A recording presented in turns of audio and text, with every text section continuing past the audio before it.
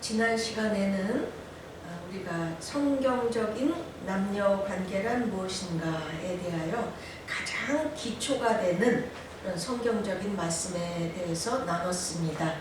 이번 시간에는 이것을 좀 더 구체적으로 살펴보도록 하겠습니다. 먼저 우리나라의 그 결혼 실태를 살펴보면요, 결혼 생활 20년이 넘은 부부들을 대상으로 조사했더니 당신은 결혼 생활에 만족하는가? 라는 질문을 했더니 네 라고 대답한 사람들은 10%밖에 안 된대요. 그리고 90%가 만족스럽지 못한 결혼 생활을 하는 것으로 나타났습니다. 또 응답자의 95%가 다시 태어나서 결혼하게 된다면 지금의 남편과 결혼하지 않겠다. 이런 대답을 했다는 것입니다. 이렇게 우리나라 사람들은요, 정말 법적으로는 이혼하지 않았지만 정서적인 이혼 상태에 있다는 것입니다. 원래 행복한 결혼을 유지하는 것은 쉬운 일이 아니죠. 어려운 일입니다. 자, 이렇게 어려운 결혼 생활을 제대로 잘 살기 위해서 자세히 살펴봅시다. 저명한 사랑의 상담자 폴 트루니에는 결혼이 3단계의 주기를 거친다고 합니다. 첫째 단계는 밀월 단계입니다. 이때는요, 부부가 서로 아주 이해하고 일치하고 있다고 느끼는 단계예요. 생각, 감정, 희망이 다 일치하는 것처럼 느껴집니다. 결혼 후 처음 얼마 동안에는 이렇게 느끼는 기간이 있다는 거죠. 이거는 서로 사랑에 빠져 있기 때문이라고 합니다.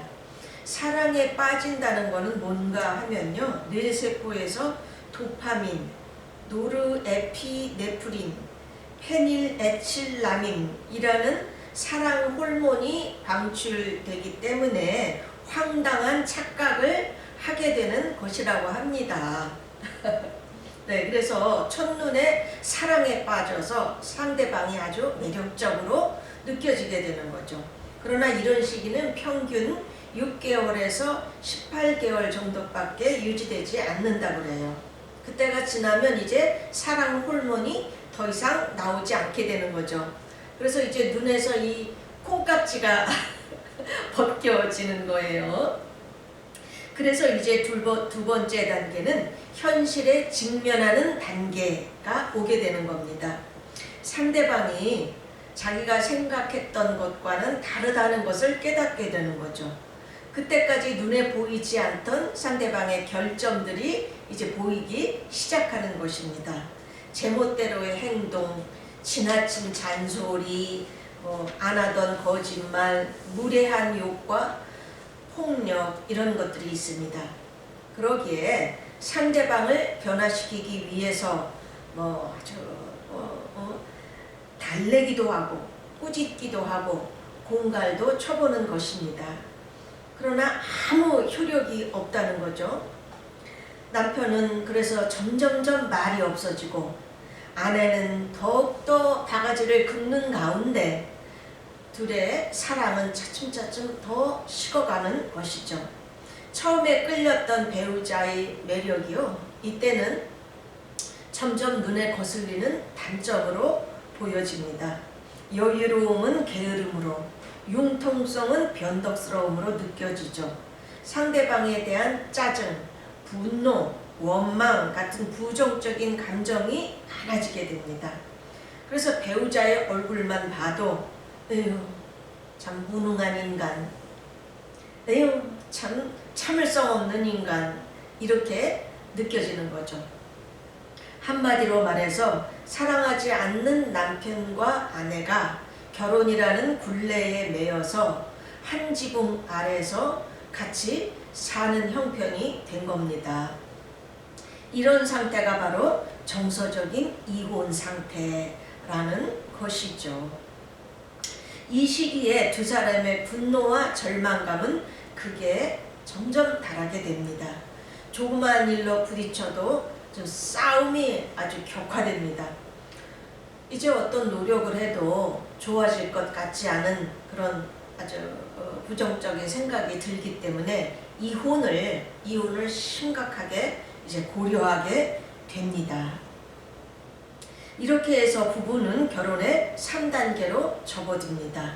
그래서 세 번째 단계는 수용의 단계 혹은 선택의 단계입니다. 이때는요, 행복을 찾으려는 시도를 포기하게 되는데요. 첫 번째로는 체념형입니다. 이거는 에휴, 다른 도리가 없잖아. 그냥 사는 수밖에 이러고 포기하면서 살고요. 두 번째로는 체면형입니다. 이거는 에휴, 남이 부끄러워서 어떡해. 에휴, 그냥 살아야지. 이렇게 말하고요. 이제 세 번째로 책임형 부부는요. 자식을 위해서 참고 살아야지 뭘 어떻게 하나 이런 반응을 하기도 합니다. 이 단계에서 부부는 이혼을 선택하기도 하고 아니면 동반자 사랑을 배우기도 하는 것입니다. 그러면 이 동반자 사랑이라는 것은 무엇을 뜻하는 걸까요? 이것이 결혼에 관해서 하나님께서 우리에게 말씀해 주신 그 사랑에 가장 가까운 사랑입니다. 이것은 성경의 에베소서 5장 21절 그리스도를 경외함으로 피차 복종하라 라는 말씀에 입각한 것이죠. 이 동반자 사랑이라는 것은요, 친밀함과 헌신이 조화된 사랑이에요. 이는 본질적으로 장기적으로 헌신된 우정입니다. 결혼 생활의 어려움을 극복한 부부에게서는요, 이런 사랑을 많이 볼 수가 있습니다. 이런 부부들은 상대방으로부터 이해받고 인정받는다 하는 느낌을 갖고요. 또 중요한 일에 대해서 서로 함께 이야기를 나누며 논의하고 또 즐거운 활동을 함께 하는 것으로 친밀감을 쌓아가는 것입니다. 가부장적이고 위계적이었던 1세대 부모는 사랑 없는 결혼, 남편으로부터 존중받지 못하는 결혼 생활을 참고 살아왔지만 2세대 젊은 부부들은 이런 결혼을 참아내지를 않습니다. 따라서 우리는 성경적인 부부의 새로운 역할을 배워야만 하는 것입니다. 뭘 배워요? 성경적인 부부의 새로운 역할. 아멘. 네. 얼마 전부터 우리나라도 가부장적이고 전통적인 부부 관계로부터 동반자적 관계로 점점 발전을 하고 있습니다. 부부는 이제 서로를 당신은 나의 동반자라고 부를 수 있게 되었죠. 과학적으로도 성 역할이 유동적으로 바뀌고 있습니다. 남편이 집에서 살림을 하고 아내가 밖에서 돈을 버는 그런 가정도 늘고 있어요. 현대를 살고 있는 부부들은요, 이제는 대등한 그런 동반자로서 서로에게 친구가 되며 애인이 되고 또 동료로서 은인으로서의 역할을 배워서 실천하지 않으면 안 되는 그런 시대가 된 것입니다. 자, 전통적인 가정 결혼 관계와 동반자 관계적 결혼 관계를 한번 비교해 보면요. 전통적 가부장적 결혼 관계에 있어서는 결혼에 대한 기본 개념이 결혼은 여자가 남자에게 복종하는 그런 위계 질서라고 인식해요. 그러나 동반자 관계는 결혼은 동등한 동반자 관계, 친구 관계라는 인식을 가지고 있습니다. 권위를 볼 때도요, 가부장적 결혼에 있어서는 남자가 다 결정해, 여자는 복종해, 이런 권위 관계였지만 동반자 관계는 남편과 아내가 의논해서 함께 결정하는 거죠. 또 부부 역할에 있어서도 가부장적 결혼 관계는 남편은 부양자고 바깥에서 돈 벌어오는 거, 아내는 가정주부고 이런 개념이었어요. 그러나 동반자 관계에 있어서는 융통성 있는 그런 결혼 관계입니다. 서로 역할을 융통성으로 때에 맞춰 할 수 있다는 거죠.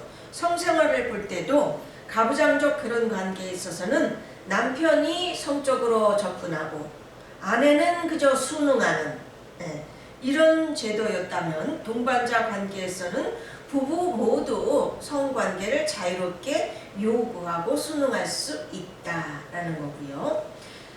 또 우리가 살다 보면 계속 교육이 필요할 때가 있잖아요.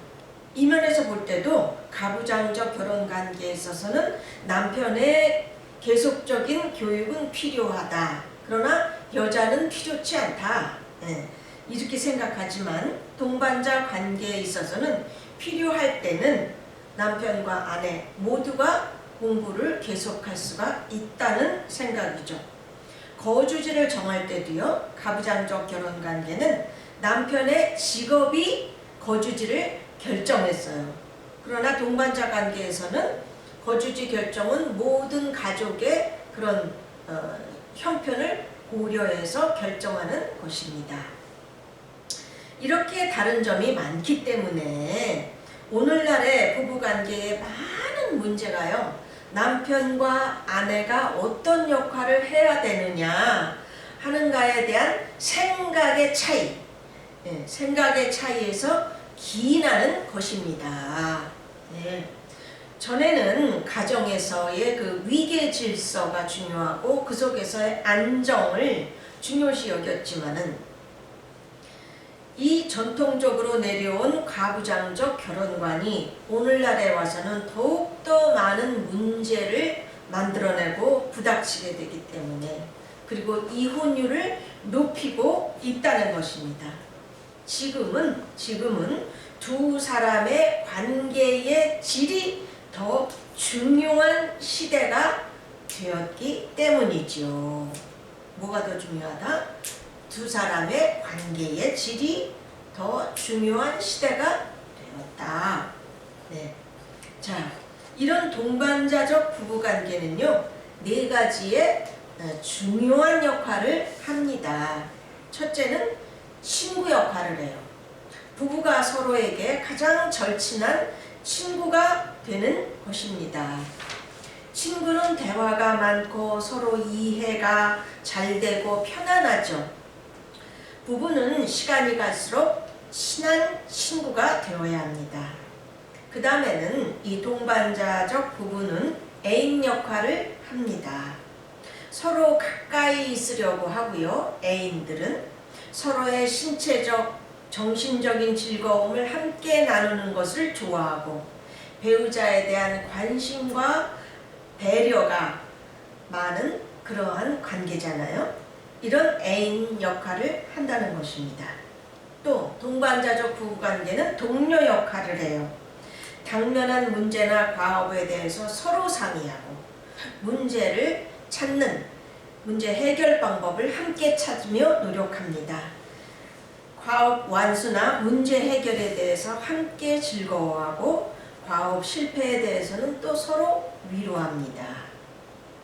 또 성숙한 부부는요, 은인 역할을 해요. 서로 돕고 그 도움에 대해서 감사하는 거죠. 성공적인 부부는요, 서로서로 즐거움과 고통을 함께하며 공감해주는 부부입니다.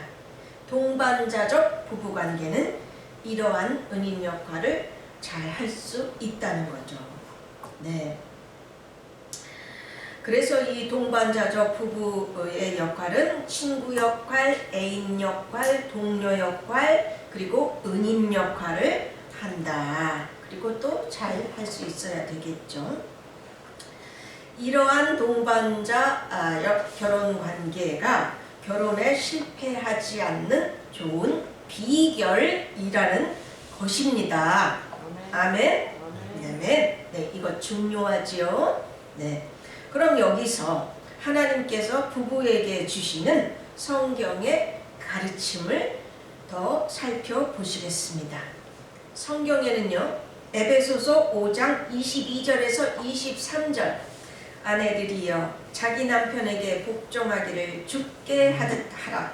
이는 남편이 아내의 머리됨이 그리스도께서 교회의 머리됨과 같으니.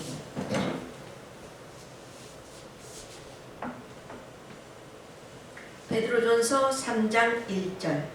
아내들아 이와 같이 자기 남편에게 순종하라. 이는 혹 말씀을 순종하지 않는 자라도 말로 말미암지 않고 그 아내의 행실로 말미암아 구원을 받게 하려 함이니. 또 한편 남편들에게는요. 에베소서 5장 25절. 남편들아 아내 사랑하기를 그리스도께서 교회를 사랑하시고 그 교회를 위하여 자신을 주심같이 하라. 골로새서 3장 19절. 남편들아 아내를 사랑하며 괴롭게 하지 말라. 베드로전서 3장 7절.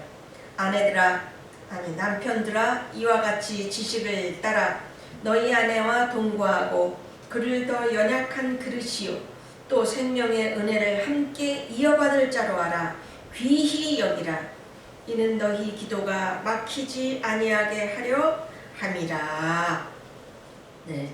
어떤 남자분들은요 이 말씀을 보고서 봐라 성경에도 남편에게 복종하라고 하지 않았느냐. 그러니까 아내는 남편에게 복종하고 섬겨야 해 라고 주장하는 남성분들이 아직도 많은 것 같습니다. 그러나 제가 지난 시간에 말씀드린 대로 창세기 3장 16절의 말씀, 남자는 여자를 다스리고 여자는 남자를 사모하는 이런 관계는요, 땅도 저주를 받아 가시와 엉겅퀴를 내듯이 남녀 관계에 있어서도 육체적, 사회적으로 좀 더 힘이 있는 남편이 여자를 지배하고 다스리고, 그럼에도 불구하고 여자는 아쉬운 게 많으니까 그런 남편을 사모하는 이런 질서, 이런 질서는 저주받은 질서, 타락의 질서라고 말씀드렸습니다. 그러므로 이제 예수님께서 오신 후에 모든 질서가 회복됐죠. 이 회복의 질서 안에서는 이에 맞게 성경을 잘 해석해야 하는 것입니다. 하나님께서는 남자와 여자를 동등하게 여기셔요. 남자는 귀하고 여자는 천하다든지, 남자는 월등하고 여자는 열등하다든지 이런 생각은 하지도 않으셨고 창조하지도 않으셨어요. 다만 서로 다르게 창조하여 자녀를 낳아 기르게 하고 이 세상이 운영되게 하신 것입니다. 남자가 못하는 거를 여자가 할 수 있고 여자가 못하는 거를 남자가 할 수 있게 하셔서 서로 상호 보완적인 관계로 창조하셨다고 말씀드렸습니다. 그런데 남자를 좀 더 힘세게 만드셨고 앞세우셨으므로 가정의 머리는 남자가 되게 하셨습니다. 그래서 미국은 여성이 결혼하면 그 이름까지도 그 성이 남편의 성을 따라서 이름이 바뀌잖아요. 예. 남자로 말미암아 가정이 일컬어지고 대대로 내려오게 하신 것이죠. 가정도 질서가 있어야 하기 때문에 그렇게 하신 것입니다. 하나님께서는 남성을 여성보다 바깥 생활하기에 더 편리하도록 창조하셨어요. 그래서 아무래도 사회생활을 하는 데는 남성들이 여성보다 더 많이 활동하게 되고 돈도 벌고 그러는 거죠. 여성들은 아이를 낳아서 길러야 하니 아무래도 집에 더 많이 있게 되고 그러는 것이죠. 그런데 그렇게 상호 협조해야 하는 관계를 가지고 우리나라처럼 유교적인 가부장적인 체계로 아내는 남편을 섬기는 것이 근본이다 라는 미명하에 여자를 비하하고 모든 결정은 남편이 하고 여자는 그저 복종해야 하는 그런 관계로 이 말씀을 이해해서는 안 된다는 것입니다. 이것은 저주받은 질서, 타락의 질서일 뿐이며 많은 비극과 이혼을 가져올 뿐입니다. 그러므로 이러한 성경의 말씀들은 성경 전체에 흐르는 가장 중요한 사상, 서로 사랑하라 라는 하나님의 정신 안에서 해석하여야 하는 것입니다. 따라서 이런 말씀들을 남자는 그저 다스리고 여자는 그저 복종만 하고 이런 관계로 해석하는 것은 오히려 반성경적입니다. 뭐라고요? 반성경적이다. 네. 하나님의 정신에 어긋나는 것입니다. 성경을 해석할 때는요, 항상 그 해석이 성경 전체에 흐르는 사상, 즉 하나님의 정신에 부합하는지를 잘 판단해서 해석해야 한다는 것입니다. 아주 중요하죠. 성경에 몇 마디 있는 거 그것만 따가지고서 주로 주장하는 게 이단들이 이제 주로 그런 방법을 사용하잖아요. 예. 잘 해석해야 하는 것입니다. 그러므로 성경적 남녀 관계라는 것은요, 에베소서 5장 21절 그리스도를 경외함으로 피차 복종하라 하는 말씀이 가장 핵심적인 성경적 남녀 관계라는 것을 다시 한번 분명히 말씀드립니다. 아멘. 아멘. 아멘. 남편과 아내의 관계는 주종관계가 아니죠. 창세기 1장 27절의 말씀처럼 남자와 여자는 함께 하나님의 형상을 대표하고 있으며 인격적으로 동등한 가치를 지닌 존재로 지음을 받았습니다. 남편과 아내가 동반자로서 서로 존중하며 피차에 복종하라는 것이 성경의 가르침입니다. 아멘. 아멘. 그러면 이제 부부가 서로 사랑한다는 것은 정말 무엇을 뜻하는 것인지 구체적으로 살펴보겠습니다. 크리스천 정신과 의사 스캇 백은 성숙한 사랑을 다음과 같이 정의했습니다.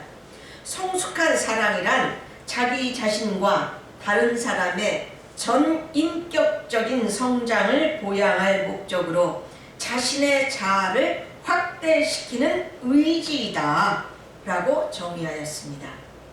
또 고린도전서 13장 4절에서 5절은 사랑은 오래 참고 사랑은 온유하며 시기하지 아니하며 사랑은 자랑하지 아니하며 교만하지 아니하며 무례히 행하지 아니하며 자기의 유익을 구하지 아니하며 성내지 아니하며 악한 것을 생각하지 아니하며 라고 말씀하십니다. 그러므로 행복한 부부 관계를 위한 핵심적인 사랑의 3요소는요. 첫째, 사랑에는 상대방을 받아주는 것이 포함되어야 합니다. 뭐가 포함돼요? 상대방을 받아주는 것. 예. 사도 바울은 로마서 그리스도께서 너희를 받아들여 하나님께 영광을 돌리신 것처럼 너희도 서로 받으라 라고 권면하셨습니다. 그러므로 상대방의 고유하며 독특한 가치를 인정해 주는 것이 진정한 사랑이다.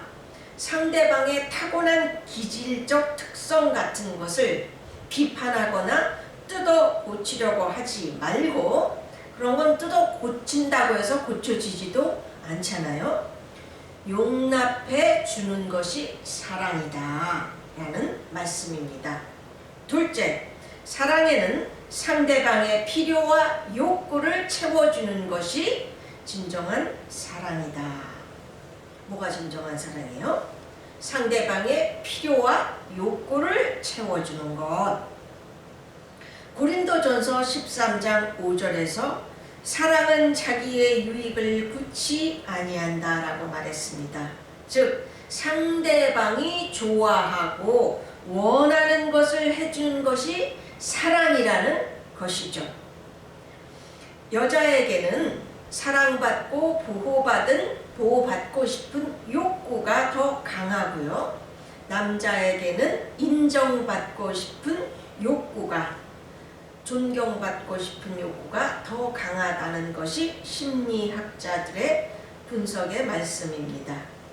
아내에게 사랑받고 보호받고 싶은 욕구가 있으면 그것을 충족시켜 주는 것이 진정한 사랑이고, 남편에게 존경받고 싶은 욕구가 있다면 그것을 채워주는 것, 즉 칭찬해주고 인정해주는 것이 사랑이라는 것입니다.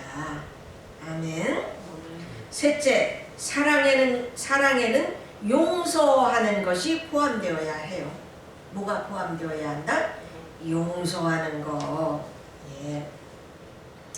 에베소서 4장 32절에는요. 서로에게 친절하고 불쌍히 여기며 서로 용서하기를 하나님께서 그리스도 안에서 너희를 용서하심같이 하라 라고 권면하고 계십니다.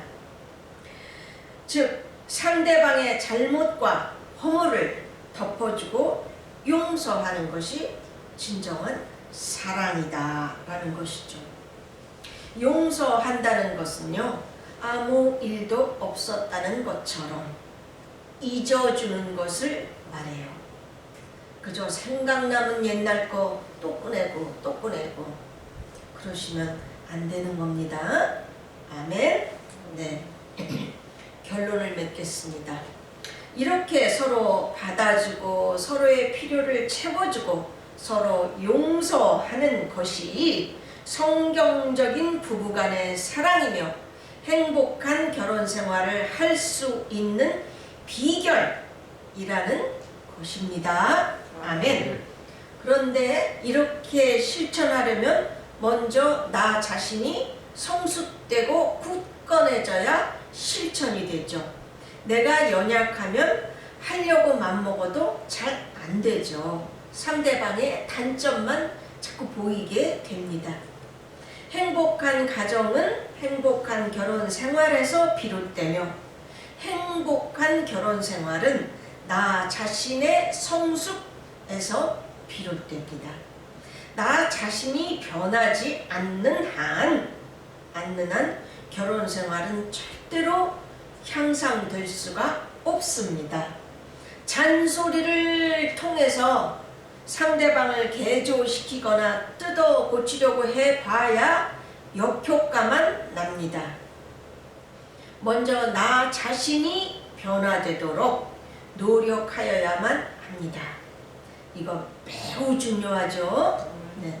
그러므로 우리 하나님의 자녀들은 하나님을 의지해서 내가 먼저 변화되고 성숙되어져서 행복한 결혼 생활을 하고 그로 말미암아 행복한 가정을 꾸리도록 정말 힘써 기도하며 노력하십시다. 아멘. 아멘.